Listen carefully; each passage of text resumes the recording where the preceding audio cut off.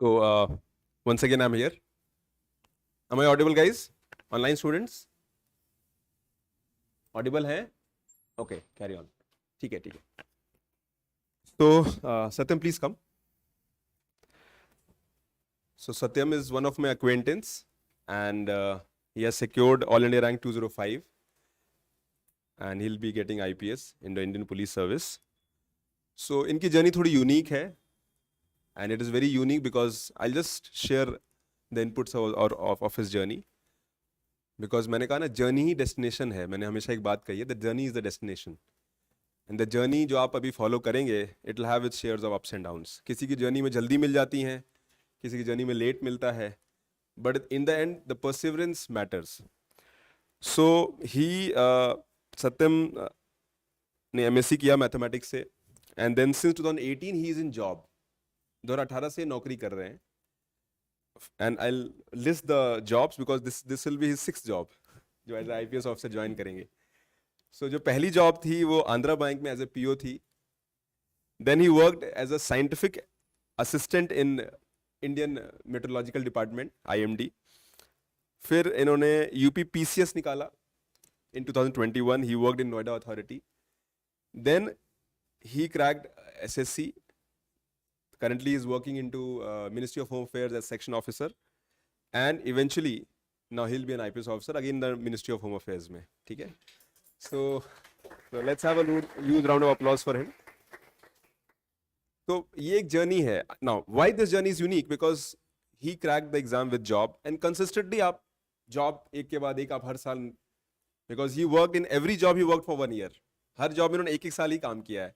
That means every time he's been putting effort, cracking one exam, moving to the next job, analyzing कि ये job better है या previous better है ना. वो constantly वो दिमाग में चलता रहा. And eventually, because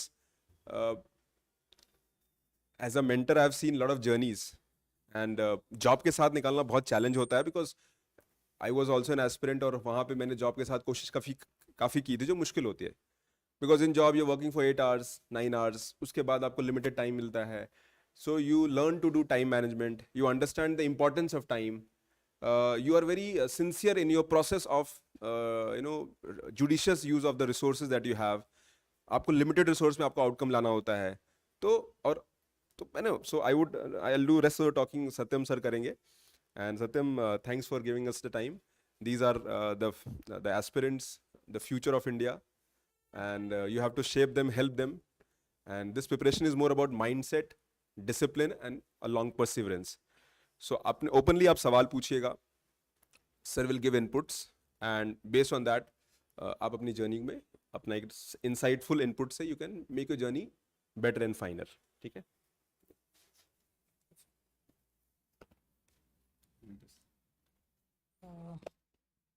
इसको यहाँ लगा सकते हैं. ठीक है, मैं ऐसे ही बोल दूँगा.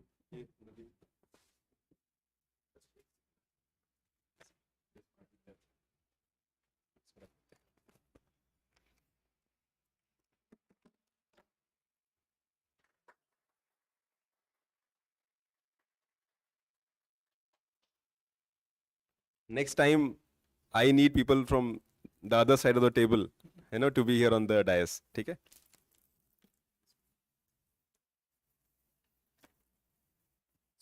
Flip कर सकते हैं. You can hold this. It will be easier.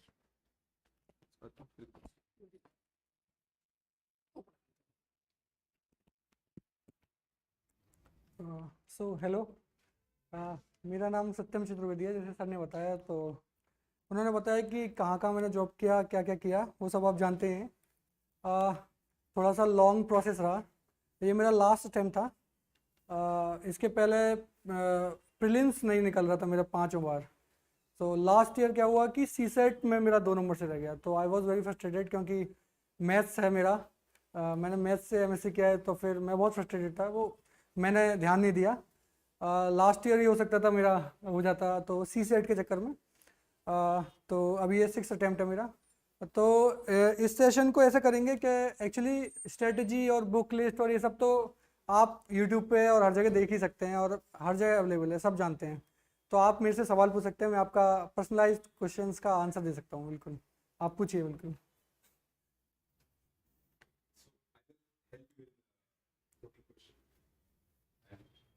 अभी सवाल दिमाग में आया नहीं है, but this question might come in the coming journey. How you sustain the preparation in spite of ups and downs?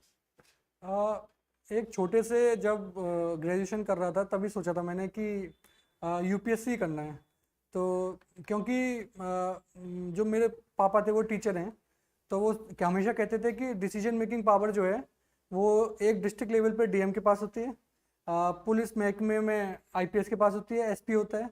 तो अगर आपको असली में चेंज करना है तो आपको उस लेवल पे पहुंचना पड़ेगा। तो हमेशा कुछ लोगों के जीवन में चेंज करने के लिए मेरे मन में था कि ऐसी पोजीशन पे पहुंचा जाए। तो वो था मेरे मन में हमेशा कि मुझे यूपीएससी करना है।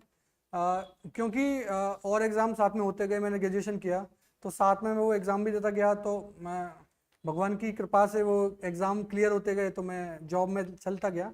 कभी जॉब में टाइम नहीं मिल पाया तो कभी उस वजह से, कभी अनसीरियस अटैम्प्ट थे कुछ एक दो, तो वो अटैम्प्ट पूरे नहीं हो पाए, लेकिन मन में भरोसा था कि मैं कर सकता हूँ। तो वो इम्पोर्टेंट है।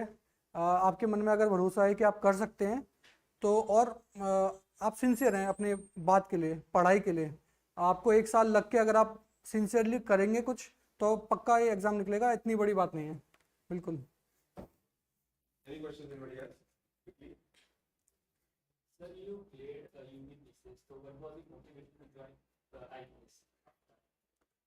यूपीपीसीएस क्योंकि सिलेबस सेम है और पैटर्न भी सेम हो गया है अब यूपीपीसीएस का, तो मैंने यूपीपीसीएस इसलिए दिया था कि कुछ नहीं तो एसडीएम, क्योंकि वो भी आगे चल के आईएएस बनते हैं और वो भी एक प्रेस्टिजियस सर्विस है पीसीएस की। तो डिसीजन मेकिंग पावर आ पाए, चाहे स्टेट लेवल पे आए या सेंट्रल लेवल पे आए, तो यूपीपीएस का वो मोटिवेशन था मेरा। तो यूपीपीएस मैंने इसलिए तैयारी की थी। उसके बाद फिर मैंने ज्वाइन भी किया था, फिर वहाँ कुछ चैलेंजेस थे तो मैं वापस आ गया दिल्ली, और यहाँ पर जॉब के साथ साथ मैंने तैयारी की है जी। What was your subject in option? मेरा पॉलिटिकल साइंस था, पीएसआईआर। हाँ जी। Sir, will ask.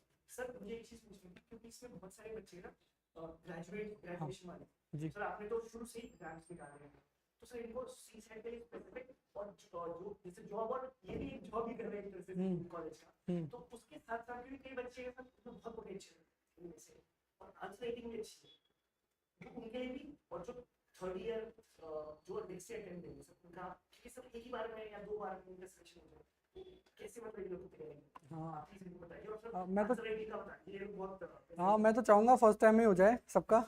हाँ, और जॉब के साथ या आप स्टडी कर रहे हैं उसके साथ भी, जैसे मेरा क्या होता था, मैं पढ़ता था, तो अब जॉब आपकी 9 to 5 है तो आपको जाना ही जाना है, और ऐसा नहीं है कि जॉब को आपको हल्के में लेना है या स्टडीज़ को हल्के में लेना है, तो वो भी डेडिकेशन के साथ करनी है, क्योंकि वो भी एक आप सर्विस ही कर रहे हैं। तो जैसे लंच हो गया, लंच टाइम होता था, तो मैं इस तरह के ऑफिस में मैंने बांट रखा था काम, कि ऑफिस का काम ऑफिस में क्या पढ़ूंगा और घर आके क्या पढ़ूंगा। कुछ चीज़ें ऐसी होती हैं जहाँ बहुत फोकस की ज़रूरत होती है, जैसे कि आप एनसीईआरटी पढ़ रहे हैं या कोई स्टैंडर्ड बुक पढ़ रहे हैं, तो जहाँ आपको बहुत फोकस की ज़रूरत है, याद रखने की ज़रूरत है, तो आप वो आप घर पे कीजिए। और ऐसी चीज़ें जैसे वीडियोस देखना है, जैसे आपको इन्वायरमेंट के लिए मैं बताऊँ, मैं डाउन टू अर्थ के वीडियोस देख लेता था, या फिर नेटफ्लिक्स पे कोई सीरीज़ है तो उसके कहीं से वीडियोस पढ़े हैं वो देख लेता था। बाद में ये चीज़ हैंडी आती है, क्योंकि प्रीलिम्स में आजकल सवाल बहुत ज़्यादा बिल्कुल प्रिडिक्टेबल नहीं है, कुछ भी आता है, तो कहीं पर कोई ऑप्शन, कहीं पर कोई स्टेटमेंट हो सकता है जो आपको काम आ सकता है। तो आप इस तरह की चीज़ें जो आप बिल्कुल कट नहीं जाना है आपको सोसाइटी से। अगर आप मोबाइल भी चला रहे हैं तो मोबाइल में इस तरह की चीज़ें देखिए जो आपके स्टडीज़ में हेल्प करें। इंस्टा भी चला रहे हैं तो इंस्टा पे भी आजकल 100 तरह के चैनल हैं, 100 तरह के फोटोज़ वीडियोज़, और तो आप वो देखिए। सुबह उठता था, मैं थोड़ा सा नाइट पर्सन हूँ, तो सुबह मुझे उठ के मैं सीधे ऑफिस जाता था, वहाँ सबसे पहले मैं अखबार पढ़ता था। जैसे ऑफिस में या कॉलेज में आप ये कर सकते हैं कि सबसे पहले जाके अपना अखबार जो पढ़ना है वो करिए, जो वीडियोस हैं या पिछला कोई काम रह गया है तो वो ऑफिस में करिए, और जो बिल्कुल फोकस्ड वाला काम है वो आप घर पे जाके करिए। तो इस तरह से आप टाइम बांटिए, ठीक है, और अपनी पढ़ाई भी साथ साथ करिए। सी सेट के लिए मैं कहूँगा कि जैसे मेरा लास्ट टाइम नहीं निकला, तो मैंने क्या किया कि जो प्रीवियस ईयर्स क्वेश्चन है सी सेट के, अभी क्या पैटर्न चेंज हो गया सी सेट का पूरा। 2-4 साल बाद आप सी सेट देते थे तो बहुत ईजी था, अभी तो बिल्कुल सवाल बिल्कुल अलग ही आते हैं। तो आप प्रीवियस ईयर क्वेश्चन लीजिए और आपको समझ में आएगा कि हर साल एक तरह के सवाल रिपीट होते हैं। तो आप लिस्ट डाउन कीजिए उन आंसर्स को। आप कोई बाहर से आंसर ले लीजिए या फिर बुक्स आती हैं आजकल, सॉल्यूशन किसी वीडियोस में यूट्यूब में पड़े होंगे, वहाँ वो लीजिए और एक लिस्ट डाउन कीजिए और एक कॉपी बनाइए सीसेट की, हल्की सी छोटी सी कॉपी बनाओ सीसेट की। एक क्वेश्चन लिखो कि ये क्वेश्चन आ रहा है, जैसे कोई डिवीजन का सवाल है या नंबर सिस्टम का सवाल है, क्वेश्चन लिखो, उसका आंसर लिखो क्या किस तरह से किया हुआ है। और क्योंकि वो सवाल रिपीट करेगा, आप देखेंगे अलग कोई डिजिट करके वो रिपीट कर जाता है सवाल, तो वो आप प्रैक्टिस कीजिए। साथ ही साथ सी सेट का कोई टेस्ट सीरीज है या सी सेट का कोई टेस्ट देने का आपको मौका मिल रहा है, तो उसको बिल्कुल तरीके से दीजिए, उसको इग्नोर मत कीजिए। क्योंकि कई बार जीएस का पेपर देते हैं लोग, सी सेट का नहीं देते हैं, तो आप सी सेट का टेस्ट सीरीज जोड़ दीजिए और देखिए कहाँ गड़बड़ हो रही है। क्योंकि बेसिक मैथ्स के सवाल होते हैं और एग्जाम में क्या होता है कि प्रेशर बहुत होता है, तो वहाँ पे एक मैथ का सवाल पे होगा नहीं और आंसर नहीं निकलेगा, तो आप प्रेशर में आ जाते हैं, फिर आप दूसरे पे जाते हैं, दूसरा नहीं होता, तीसरे पे जाते हैं, तीसरा नहीं होता, तो ऐसे सी सेट का पेपर जो है खराब हो जाता है। लास्ट में आप फिर इंग्लिश की तरफ भागते हैं कि इंग्लिश के क्वेश्चन ठीक हो जाएं कैसे भी, और इंग्लिश में फिर लास्ट में आप इंग्लिश देखते हैं तो फिर गड़बड़ होता है। तो इंग्लिश से रिलेटेड भी वीडियोज़ हैं यूट्यूब पे, मैं आपको बताऊँ, मैंने सी सेट का तो पूरा यूट्यूब से किया है, यूट्यूब पे वीडियोज़ हैं, आप वो देखिए कि इंग्लिश के सवाल स्टेटमेंट दे रखा है, उसको किस तरह से पैराग्राफ से वो लोग आंसर निकाल रहे हैं, तो वो नोटिस कीजिए, वो आप यूट्यूब पे वीडियोस देख लेंगे, उससे पता पड़ जाएगा। तो सी सेट के लिए मुझे लगता है कि आप PYQ पे फोकस कीजिए तो हो जाएगा, कुछ एक्स्ट्रा पढ़ने की जरूरत नहीं पड़ेगी आपको। आंसर राइटिंग ठीक है, आंसर राइटिंग का क्या है कि आंसर राइटिंग एक दिन में नहीं होती। जब मैंने फर्स्ट आंसर लिखा था तो वो आधा पेज भी मैं नहीं लिख पाया था, और मुझे लग गए थे 15 मिनट, और मैं सोच ही नहीं पा रहा था क्या लिखूँ इसमें, और इजी कोई क्वेश्चन होगा। तो आंसर राइटिंग क्या है कि प्रोसेस है, आपको रोज करना पड़ेगा, रोज बिल्कुल ऐसा टारगेट बनाइए कि आप बिल्कुल पहाड़ चढ़ना है कि 10 सवाल लिखूंगा मैं रोज, और मैं बिल्कुल बैठ के 2-2 सवाल लिखिए रोज, एक दिन से स्टार्ट किए 2 क्वेश्चन लिखिए, मैं कह रहा हूँ 3-4 महीने तक आप 2-2 क्वेश्चन ही लिखिए, और कोशिश करिए पहले आप 12 मिनट में लिखेंगे, 10 मिनट में लिखेंगे, फिर 9 मिनट, 9:30, तो धीरे धीरे कम होता जाएगा। कोशिश करिए कि जैसे जो छोटा वाला क्वेश्चन होता है वो आप 7 मिनट में करें, और जो बड़ा वाला होता है वो 9:30-10 तक करें, और वो धीरे धीरे आएगा। आप सेकंड बात क्या होती है कि आंसर राइटिंग में आपको पुरानी बातें जो हैं वो रिकॉल करनी पड़ती हैं, और उसी टाइम रिकॉल करनी पड़ती है। तो जब आप आंसर लिख रहे होंगे मेंस में, तब आपको पता पड़ेगा कि आपने जो भी रट्टा था, रट्टा मारा था कि ये रट लूंगा वो रट लूंगा, वो काम नहीं आता, आपकी पूरी ओवरऑल नॉलेज काम आती है मेंस में। तो आपको कोई वर्ड देखेगा तो आपके दिमाग में आना चाहिए कि इसका इंट्रोडक्शन क्या है, इसका कंक्लूजन में क्या लिखूंगा। तो इसके लिए आपको क्या करना है कि मैंने क्या किया था, एक तो आपके जो नोट्स हैं वो तो हैं, टॉपर्स कॉपी होती हैं अलग अलग वेबसाइट्स पे, वो आप देखिए, वो आप रोज एक पढ़ सकते हैं, टॉपर्स कॉपी सिर्फ पढ़ना है, उसको लिखना या उसका कुछ नहीं करना, उसका सिर्फ पढ़ना है। सेकेंडली जो एग्जाम्पल्स उन्होंने लिखे हैं टॉपर्स ने, जो एग्जाम्पल्स अलग होते हैं वो आपको नोट डाउन कर लो एक जगह, और टॉपिक वाइज आप एक एक पेज के नोट बना लो। जैसे कि हेल्थ है तो हेल्थ पर एक पेज का नोट बना लिया कि मैं हेल्थ पे कोई सवाल आएगा, मैं यही इंट्रोडक्शन लिखना है मुझे, और यही कंक्लूजन लिखना है मुझे, बस।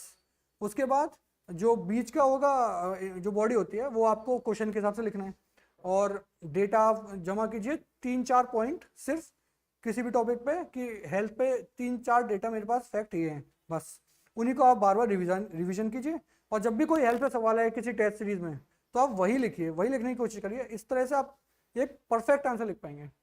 तो धीरे धीरे, लेकिन आप टाइम लगेगा इसमें।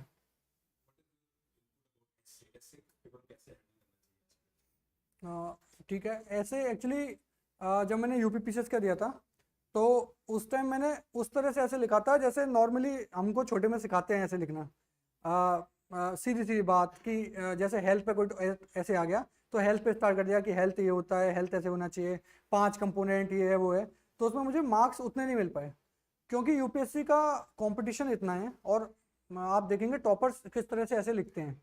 तो आपको स्टोरीज पता होनी चाहिए, कुछ पुराने एग्जाम्पल्स पता होने चाहिए, सिविल सर्विसेज के एग्जाम्पल हो सकते हैं, पॉलिटिशियन के एग्जाम्पल हो सकते हैं, या फिर कोई भी पुराने स्टोरीज हो सकती हैं जो हमारे फ्रीडम फाइटर्स की है। तो टॉपिक आया जैसे परसिवरेंस कोई टॉपिक है, ऑनेस्टी कोई टॉपिक है, तो ऑनेस्टी पे आपके पास 2 लोगों के नाम होने चाहिए दिमाग में कि ये ऑनेस्टी पे काम कर रहे हैं या इन्होंने काम किया है, तो आप ऑनेस्टी पे वहाँ से स्टार्ट कर सकते हैं, उसकी स्टोरी लिख सकते हैं, आधे पेज में, एक पेज में आप पहले इनकी स्टोरी लिख सकते हैं, फिर बता सकते हैं कि ये देखो ये ऑनेस्टी से ऐसे होता है, उसके बाद ऑनेस्टी क्यों जरूरी है, फिर इस तरह से बीच में आपको एग्जांपल्स डालने पड़ेंगे और एग्जांपल्स कि ये लोग भी, अब उसमें भी डायमेंशंस होते हैं ऐसे में कि जैसे पेस्टल अप्रोच होती है, कई तरह के अप्रोच बताते हैं, तो आप वहाँ से शुरू कर सकते हैं। फिलोसफिकल में क्या 2 एग्जांपल हो सकते हैं, एजुकेशन फील्ड में कौन कर रहा है 2 एग्जांपल हो सकते हैं, सिविल सर्विस में कौन कर रहा है 2 एग्जांपल हो सकते हैं। तो इस तरह से आपको ऐसे को बांधना है, एक स्टार्ट कीजिए, फिर अगला स्टार्ट कीजिए, अगला स्टार्ट कीजिए, तो ऐसे आपका ऐसे बनता चला जाएगा। और लास्ट में जाके आप कोई जैसे आजकल पोयम लोग लिख लेते हैं, कई तरह के कोट्स लिख लेते हैं, तो वो सब आपको, तो ऐसे के लिए आपको एक्चुअली ऐसे का क्या है कि आपको साल भर प्रिपरेशन करनी है। मुझे लगता है आपको 10 पेज चाहिए ऐसे के लिए।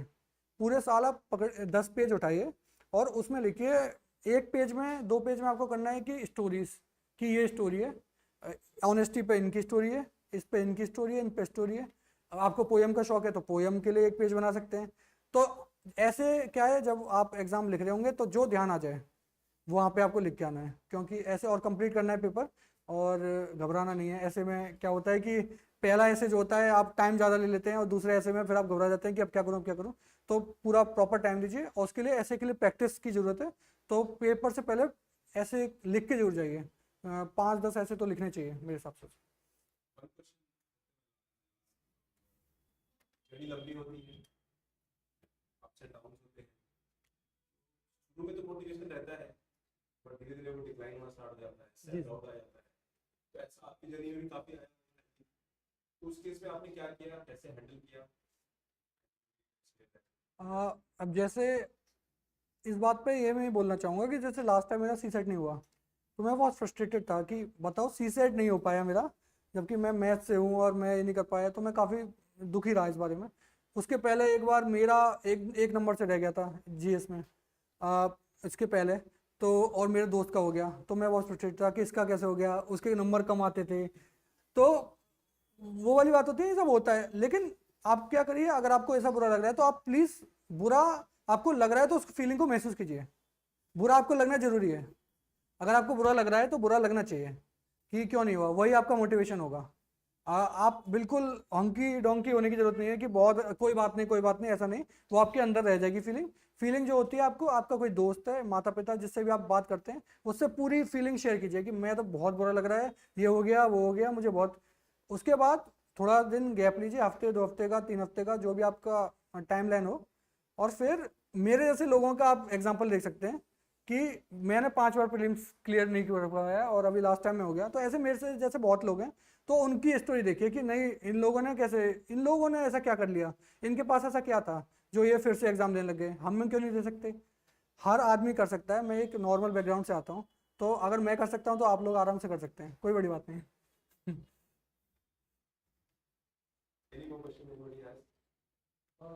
तो मेरी मिस्टेक्स आपकी क्या थी, लाइक आप पे सिर्फ का था, तो आपको ऐसा लगता हो कि मैंने शायद ये मिस्टेक ना करी होती तो मेरा प्रीवियस अटेम्प्ट नहीं कर जाता। प्रीलिम्स में क्या है कि पहले 2 अटैम्प्ट तो मेरे बहुत सीरियस नहीं थे।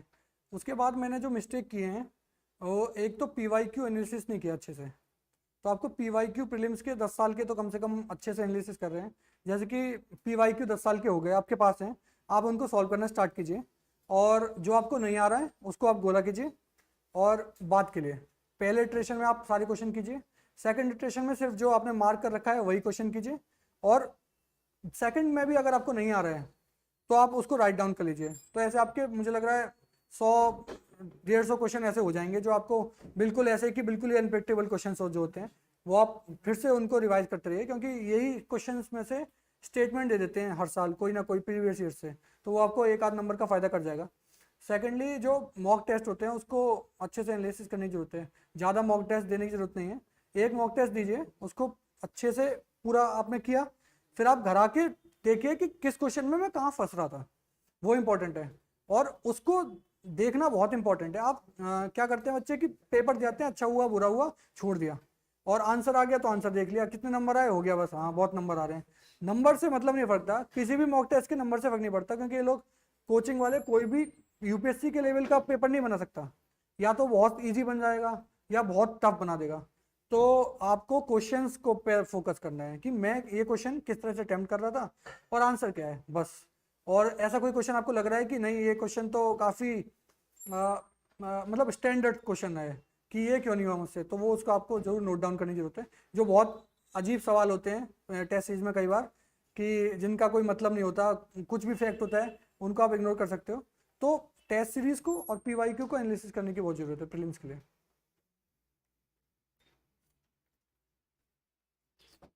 और कोई क्वेश्चन? तो ये भी आपके 1 ईयर जॉब है? हाँ, आपकी ये भी 1 ईयर जॉब है? कौन सी? लाइक आपने 5 साल एक जॉब कर ली? नहीं नहीं, अब तो परमानेंट ही होगी। हाँ।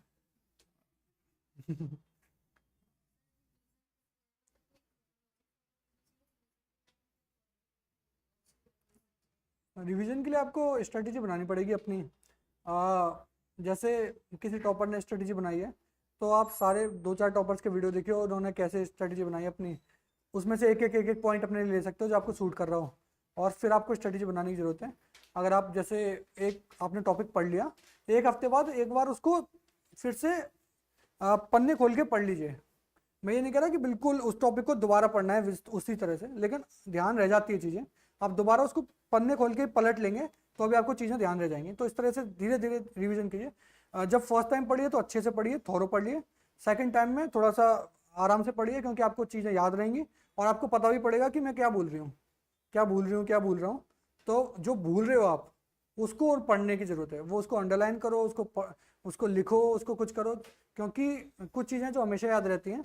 आपको पता है फंडामेंटल राइट क्या है, आर्टिकल क्या है, क्या है, वो इसे आपको बार बार पढ़े जा रहे हो, रिवीजन में भी उसी चीज़ का किए जा रहे हो, उसका कोई फ़र्क नहीं पड़ता। जो चीज़ आप भूल रहे हो, कहीं पर कोई एक्सेप्शन है, उसको आप लिखिए और उसका फ़ायदा होगा।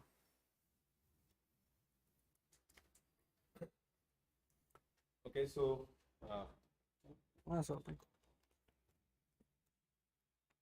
I would like to thank Satyam for his insightful inputs, and जैसा मतलब it is a very typical journey with almost every second aspirant जो face करते हैं, coming from an background जहाँ पे आप academics पे एक basic focus था आपका, then you embark on the task कि भाई आपको UPSC निकालना है, मन में था, जहन में था, उस पर लगे रहे, फिर उसमें ups and downs आए, स्टेप बाय स्टेप करके आप एंड तक पहुँचे, you persevere till the end. तो सबके अंदर सबका टेम्परमेंट अलग होता है, so developing that temperament and that एक डिसिप्लिन मेंटेन करना, मोटिवेशन तो इंट्रिंसिकली थोड़े टाइम ही रहता है, then it is all about. और मैं ये बच्चों को ये कहता हूँ सत्यम इनको कि भाई आप इसको एक काम की तरह लो, टेक लाइक अ वर्क, कि रोज़ नौकरी करनी है। दिक्कत ये कि तनख्वाह नहीं मिलती है इसमें, है ना, और बिकॉज अगर घर का खर्चा चलाना है और सैलरी मिलती है तो ये होता है कि चलो सैलरी मिल रही है, बाद में एरियर मिल जाएगा। हाँ बाद में एरियर मिल जाएगा और रिन्यूमरेशन फिर अच्छा रहेगा, रिवॉर्डिंग रहेगा, तो you have to postpone your gratification. तो मैं बच्चों को बोलता हूँ कि सर हम घूम रहे नहीं रहे हैं, हमारे दोस्त तो घूम रहे हैं, पिक्चर देख रहे हैं, मस्ती कर रहे हैं, तो क्या करें। मैंने कहा बेटा बस पोस्टपोन कर लो, जब तुम करोगे ना तो फिर बात अलग होगी। तो सबकी लाइफ का है और it is a life you have chosen, ये आपका चॉइस है, आपका चॉइस है। और सर मैंने देखा है हम लोग ये सोचते हैं कि आज जो मिस कर रहे हैं वो चला गया हमेशा के लिए। ऐसा कुछ नहीं है, साल 2 साल बाद चीज़ें वही रहती हैं। लोग वही रहते हैं, जो आपके आसपास के लोग हैं वो कभी नहीं बदलते। जिन लोगों को बदलना होता है वो कभी भी बदल जाते हैं, तो आप इस बात का ध्यान रखिए। Okay, so thank you very much and keep the good work. और वैसे तो सर दिल्ली में है, कभी टाइम सर का रहेगा, time I take his time, और डिटेल में सवाल होंगे तो कभी हम लोग मिल भी सकते हैं, ठीक है ना। We can have is, because अभी इनको कहीं जाना है, there is a because I came to, मेरे पास जानकारी आई तो मैंने कहा नहीं आए कि नहीं, अब मैं हम थोड़ा मिल लेते हैं, बच्चों को एक थोड़ा सा पॉजिटिव मोटिवेशन आ जाएगा। और इनकी जर्नी बहुत इंटरेस्टिंग है, तो मैं चाह रहा था कि जर्नी को फॉलो करिए और आपकी जर्नी यूनिक रहेगी, है ना। सक्सेस स्टोरी से आप इनपुट ले सकते हैं, you have to carve your own journey because every success story is different, ठीक है ना।